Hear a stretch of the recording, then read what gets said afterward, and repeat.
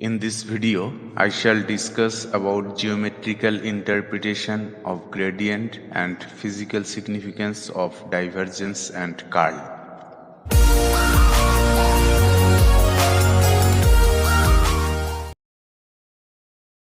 Geometrical interpretation of gradient.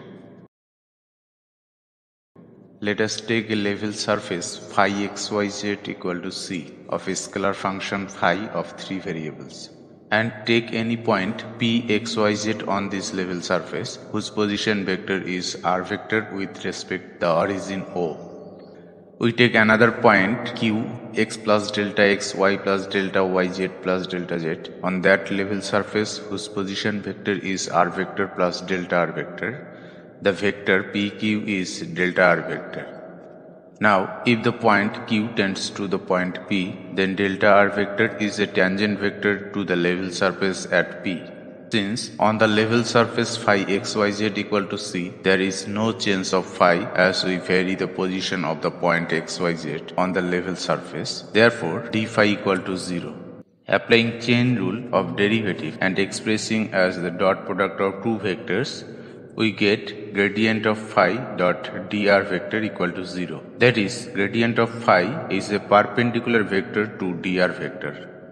Since the point q tends to P along any path, so dr vector is an arbitrary tangent vector to the level surface phi xyz equal to c at P. This shows that gradient of phi is the normal vector to the level surface at the point P, which is a fundamental geometrical property of gradient phi.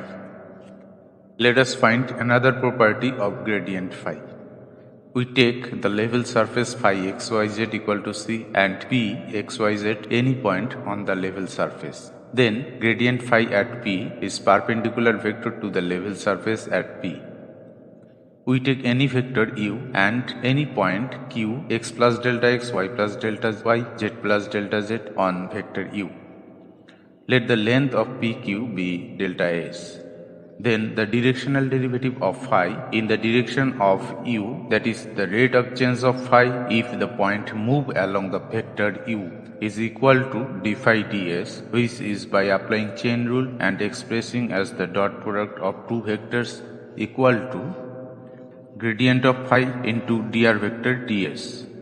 Now, vector pq is delta r vector, so delta r vector by delta s equal to u cap, the unit vector along the vector u.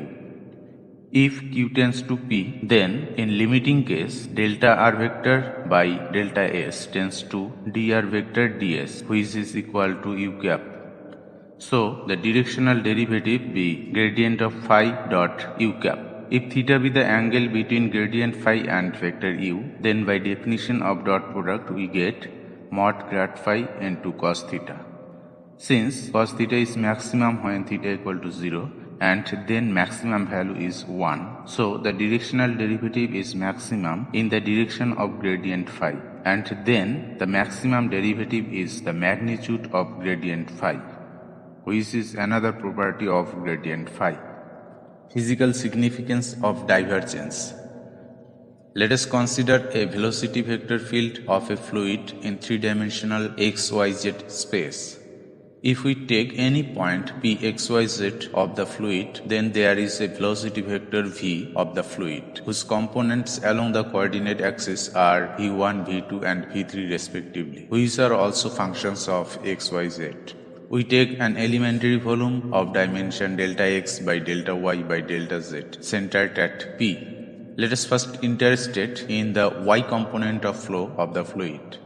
Middle point of the entering phase is x, y minus half delta y, z, and so y component of velocity of the fluid there be v2 x, y minus half delta y, z. And middle point in phase is x, y plus half delta y, z, and so y component of velocity of the fluid there be v2 x, y plus half delta y, z. So the rate of creation of the volume of the fluid in the direction of y-axis in volume delta x, delta y, delta z equal to rate of volume exit from the elementary volume delta x, delta y, delta z minus rate of volume entered into the elementary volume delta x, delta y, delta z equal to area of the exiting phase, that is delta x into delta z into exiting velocity minus area of the entering phase delta x delta z into entering velocity. Then by Taylor series expansion and taking only first two terms, we get this expression.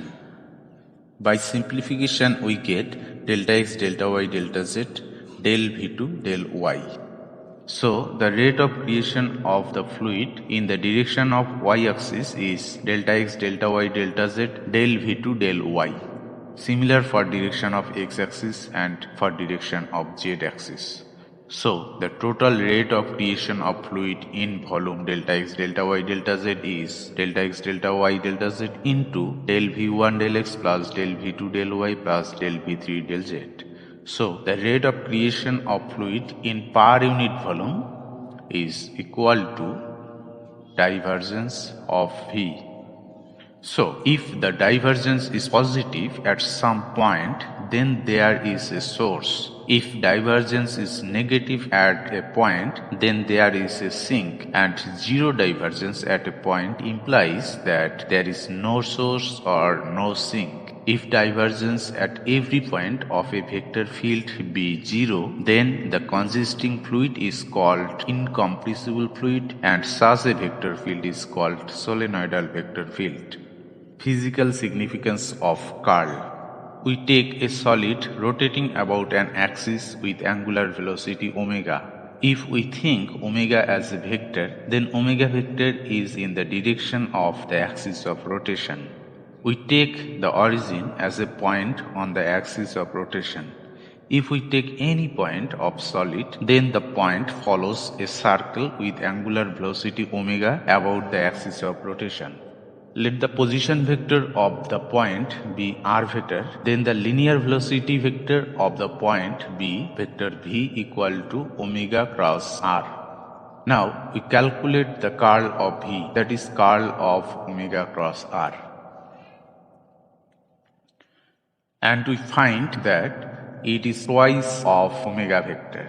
So omega vector is equal to half of curl of v. So angular velocity at any point is equal to the half of the magnitude of the curl of linear velocity at that point. So in a linear velocity vector field, positive curl at a point implies that there is a anti-clockwise rotation about that point. Negative curl imply clockwise rotation, and zero curl at a point indicates no rotation about that point. If at every point of a vector field curl is zero, then the vector field is called an irrotational vector field. This is the physical significance of curl. Thank you.